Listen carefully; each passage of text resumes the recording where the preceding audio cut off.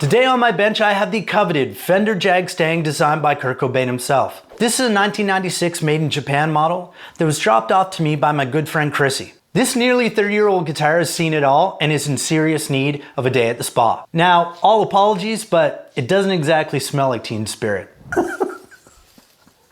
Oh, you're an idiot. You're an idiot. Okay, so all jokes aside, I am going to completely strip this guitar and try to restore it back to the glory days of the 1990s. Very quickly, if you guys are new to the channel, please consider subscribing. I'm going to have a lot more content coming up in the future. Unboxings, product reviews, custom guitar builds, repairs like this one, and even some live performances. So, stick around.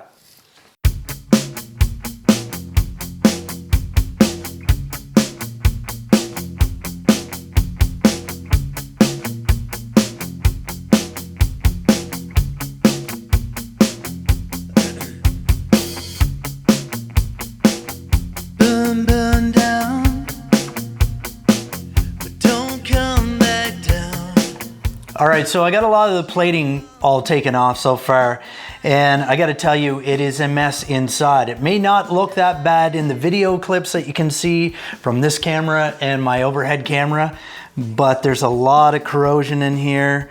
The volume pot is covered in a white film. I don't even know what that is, and I probably shouldn't even be touching it. But I'm gonna have to take the vacuum and vacuum out all the dust and dirt out of here and start cleaning up all these parts. Also looks like we're gonna have to glue this nut back in because it's just kind of flopping around in there.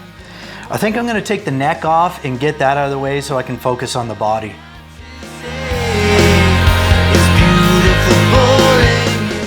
Alright, so I'm going to drop just a little bit of info on you guys. I knew that these Jagstangs were released in 3 different eras. One being the 90s, which was 95 to 99, and then again in 2003 to 2005. And the last one was October 21st to commemorate the 30th anniversary of Nirvana's Nevermind, and those ones were all made in Mexico. So the ones in the 90s and the early 2000s were made in Japan. So this one here on the body, it says JT95EX, I'm not sure what that means, and it says JT95 on the back of the neck. But at the heel, it says August 96, and then there's a stamp mark that says 96 and it's smudged out, and I'm not sure what's after that. So it's pretty cool. This one is an original. All right, so I have all the electronics out and all the hardware, and we are just left with the bare bones body. I'm gonna take this, I'm gonna clean this up the best that I can, and I'm gonna try to buff this up with my car buffer, and we'll see what happens. So I took it outside and I tried buffing it with some of my car products, and it helped a bit, but it didn't take all the scratches out. It is, however, squeaky clean. So I think now what I'm gonna do is clean up all the hardware and start putting everything back into the body, and then we'll work on the neck. It's beautiful boring you.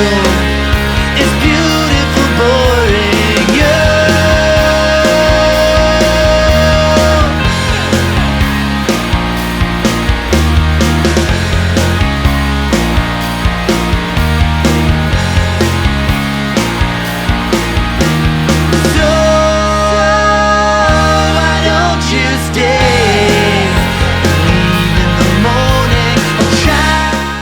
So all the parts are cleaned up and they're ready to go back into the body. But before we do that, I am going to mention that I also have a Jagstang myself, and in another video I'm going to show you how to take this bridge and turn it into a hardtail. I'm also going to be wiring in another humbucker, so stay tuned for that one.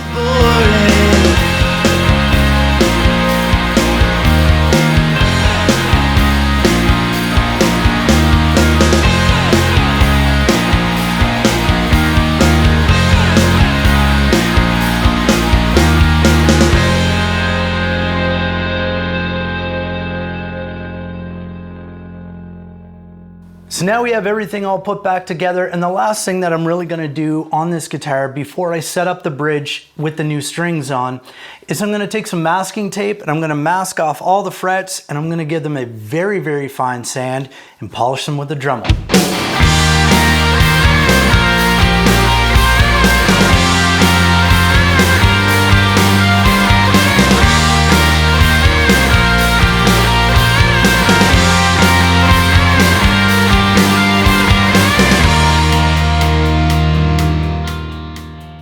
So I ran into a little bit of a problem while working on this. After I put the few drops of glue in to hold the nut into place, it got jammed when I was trying to slide it back in and it would not budge. And that was before the glue even had a chance to set. So I ended up taking a very small flathead screwdriver and tried to pry it out. And when I did, I ended up snapping off the little piece of fretboard that's on the headstock side. But it's in the right place, it got repaired. It's all wood glued back into place, clamped down and set and nice and dry. So everything looks fantastic. So all we have to do now is oil the fretboard, and we're gonna go ahead and use some Dunlop 65 lemon oil. Take you down tonight, watch the world explode from under your eyes. I just wanna So this little piece that I broke off was right here on the headstock side of the nut, like I had mentioned. And to put that back into place, all I had to do was use some wood glue and press it down with 2 clamps. So I put that piece on with the wood glue, but I also put the nut in at the same time, got everything lined up, set into place, the glue is nice and stiff, and then in the end, there was a little bit of an edge from where the clear coat broke.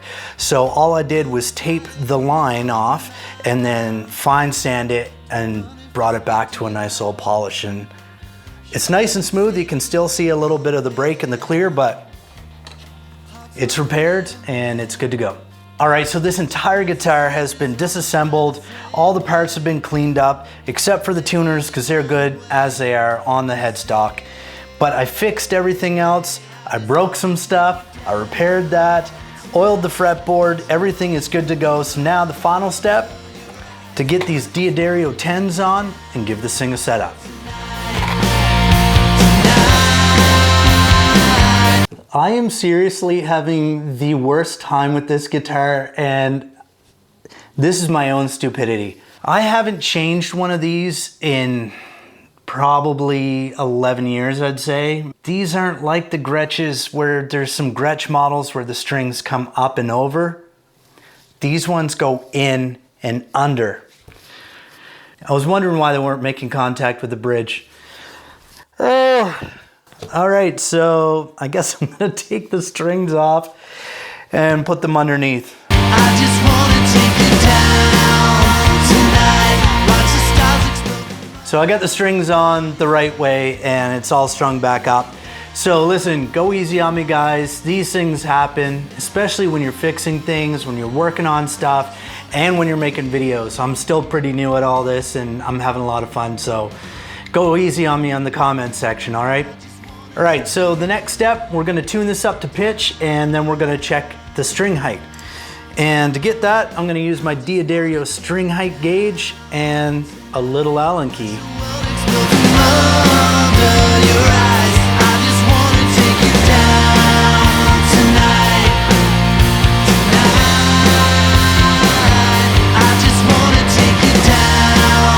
So another little fun fact about these Mustang bridges that I really don't like is the fact that the intonation screws are down here and you have to get past this cigar tube and the strings to access it. It can be done, no problem, but it is a pain in the ass. So typically what I do is I'll lift the string out of the way.